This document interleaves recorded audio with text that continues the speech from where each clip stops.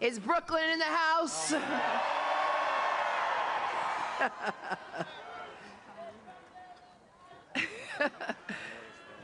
Good afternoon and Happy New Year.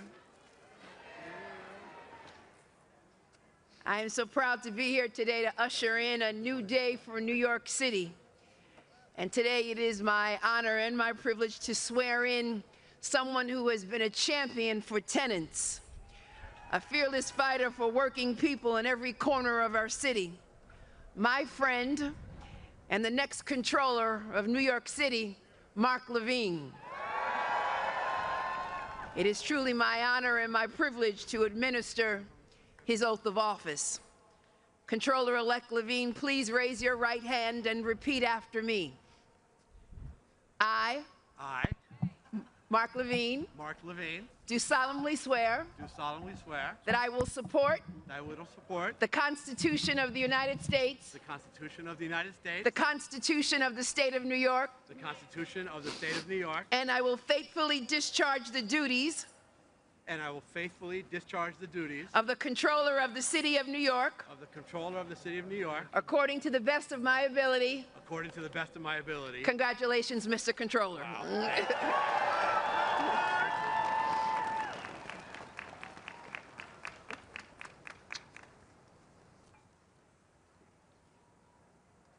All right, well, there's no going back. Give it up for the best Attorney General in America, Tish James.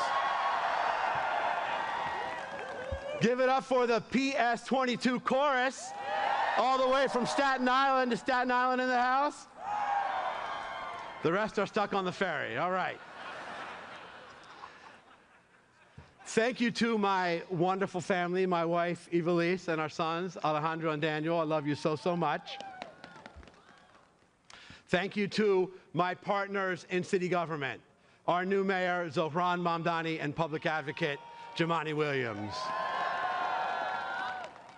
How remarkable is it that on these steps today, we have 3 swearings in, one by a leader using a Quran, one by a leader using a Christian Bible, and one by a leader using a Chumash, or Hebrew Bible. I am proud to live in a city where this is possible. Muy buenos días a todos y a todos. Me alegro que estén acá con nosotros. Lamento que están pasando tanto frío, pero ni modo. ברוכים הבאים לכולכם, איזה כיף שבאתם. שלום פוימה ezomazisas. Now, for those of you who do not know Spanish, Hebrew, or Greek, welcome, thank you, and please download Duolingo. Now, I know what you're all thinking. What the heck is a comptroller? Excellent question. This job is about ensuring that people who have spent their lives working for this city can retire with dignity. It's about ensuring that our budget reflects our values, that our government inspires the trust of its people.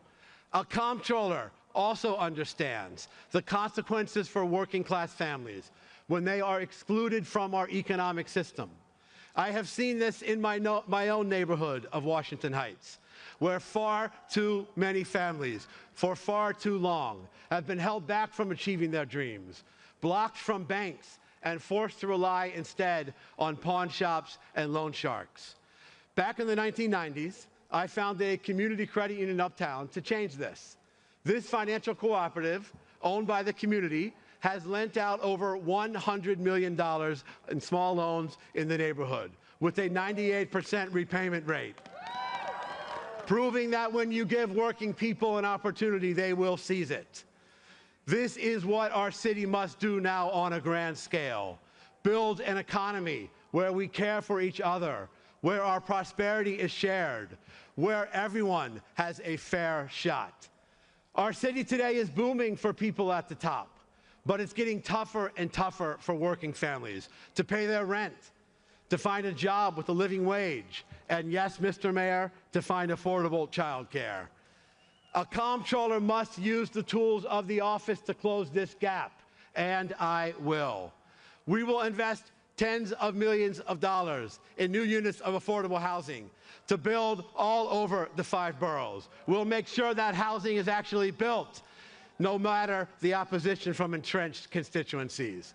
We'll use the powers of oversight in the Comptroller's office to ensure that the city keeps its promises, that it delivers the highest quality city services, that every nonprofit with a city contract actually gets paid on time. Wow, very big applause line. Note that, Mr. Mayor. We got to work on that. We will secure full funding for legal services for New Yorkers facing eviction, so that at last our city lives up to its obligations under our first in the nation right to counsel law for tenants. Right, Vanessa Gibson? You on board for that? We will invest in protecting our imperiled planet by accelerating our city's transition to green energy, so that one day, when we look at New York from above, we will see a city full of solar panels and trees. We will protect the immigrants of this city, so that families are not ripped apart by masked, unnamed government agents. And we will seek to understand each other.